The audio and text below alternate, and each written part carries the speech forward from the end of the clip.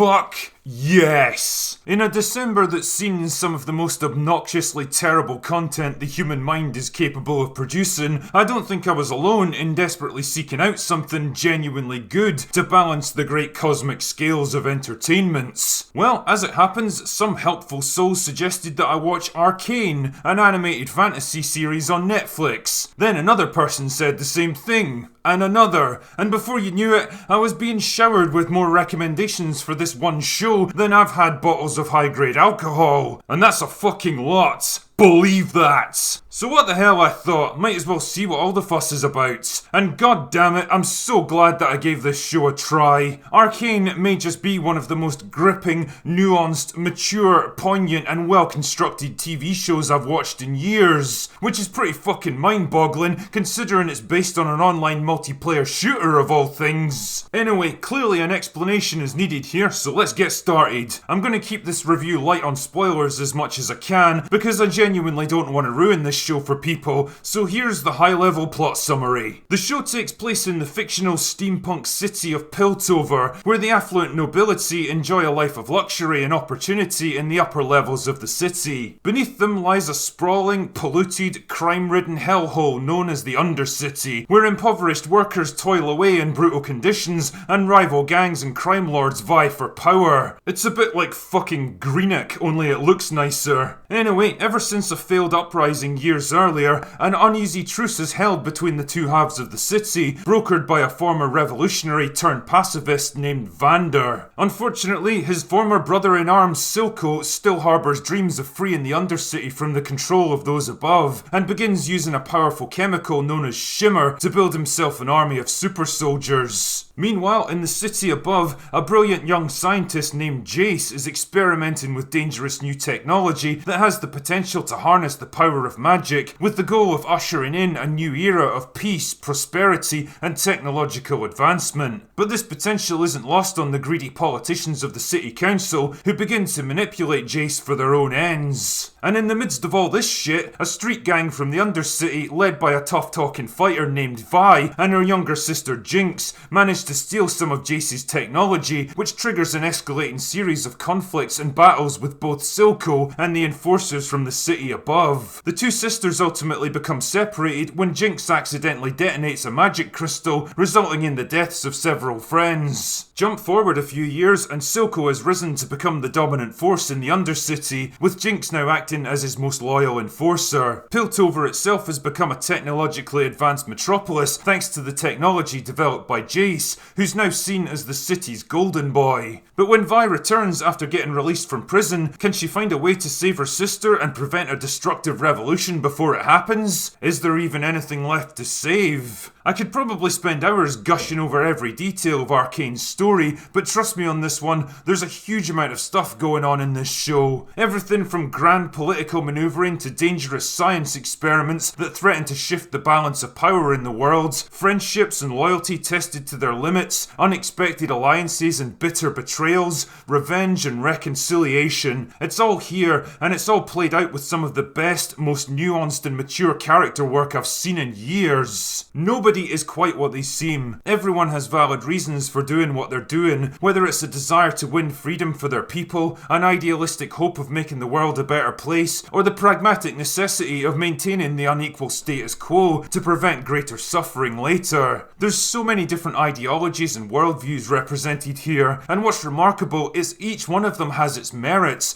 and the script actually takes the time to explore them properly, instead of, just blurting out cheap, meaningless, emotionally manipulative buzzwords and moving on before anyone thinks to question it. You've got to do better, Senator. You've got to step up. The world of Arcane is a morally complex, subtle, brutally uncaring and unforgiving place where good people can and do die for what they believe in, where virtue and honour isn't always rewarded and deception and manipulation isn't always punished. And just like the world they live in, the characters themselves are just as complex and nuanced. The supposed villains of the story aren't nearly as villainous as they may seem, even if they're forced to be cold and ruthless to achieve their aims, while the heroes definitely don't act heroic when the chips are down. The relationship between Vi and Jinx is the glue that holds the rest of the narrative together, forming the emotional core of Arcane's story, and I have to admit, they absolutely hit a home run with both of these characters. Vi is a tough, aggressive street fighter that's learned from personal experience just how unforgiving this world can be, and how giving people a chance against your better judgment can often have disastrous consequences. When we pick up with her several years after the events at the start of the story, she's cold, gruff and abrasive, and not particularly interested in working with her new partner Caitlin. But as they spend more time together and Caitlin proves herself to be more than just a spoiled rich kid from the upper city, Vi begins to open up and trust her a bit more. You start to see little glimpses of the caring, compassionate young woman beneath it all, and there's a pretty strong implication of a romantic attachment between them. Jinx, on the other hand, starts out as a vulnerable, innocent kid who gets caught up in events way outside her control through a mixture of bad judgment and sheer bad luck.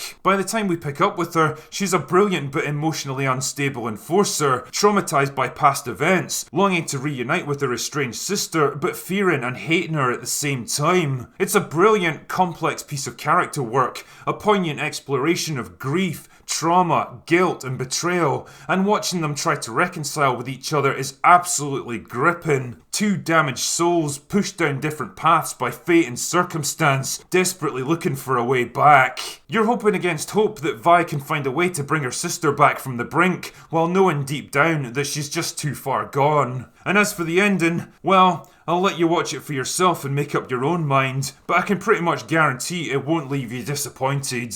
What's interesting about Arcane is that it may be that most rare of species nowadays, an example of diversity, representation and female empowerment that's actually smart, well implemented and entertaining. The main cast features a smorgasbord of different races, genders, sexualities and even whole other species, but it never once becomes intrusive, preachy or irritating because the script never uses this stuff to make some clumsy point about contemporary politics, or tries to elevate one particular group above another. They're all just people with their own unique drives, hopes, fears, dreams, flaws and weaknesses, regardless of the innate characteristics they were born with. Holy shit, man, it's almost like this is how good writing is supposed to be done. Oh, and as a little side note to all those fucking brainlets out there who like to chime in with insightful commentary like, the drinker is just a hateful, toxic misogynist who can't stand anything with strong female characters, diverse casting, or non-heterosexual representation. Well, you can go ahead and suck my big hairy Scottish balls, because first up, you're clearly missing the entire point of my channel, which is hardly surprising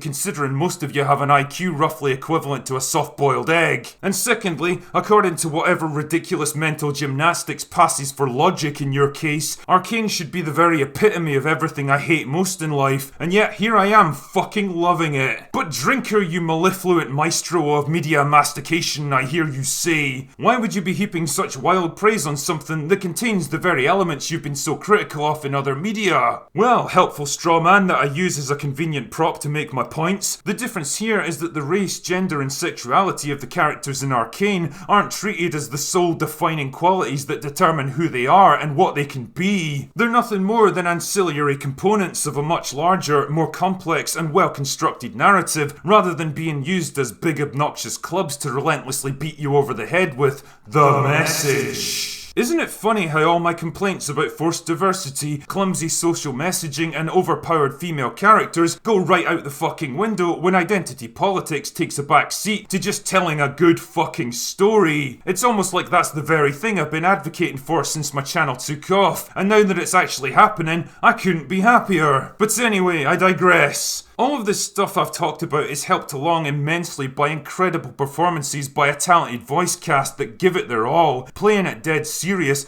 and never once crossing the line into parody. The animation and art style of Arcane is simply gorgeous to look at. The environments, the action scenes, the character design and mannerisms, even the soundtrack, they're all perfectly done, to the point where you kind of forget that you're basically watching a 3D rendered cartoon. Arcane absolutely draws you in from the first haunting scene and doesn't let go until that epic final moment, and I was invested in every single second of it. There's absolutely no question on this one. Arcane gets a well-deserved drinker recommends from me, and if you haven't seen it already, I recommend you put that right at your earliest convenience. Trust me, you won't regret it.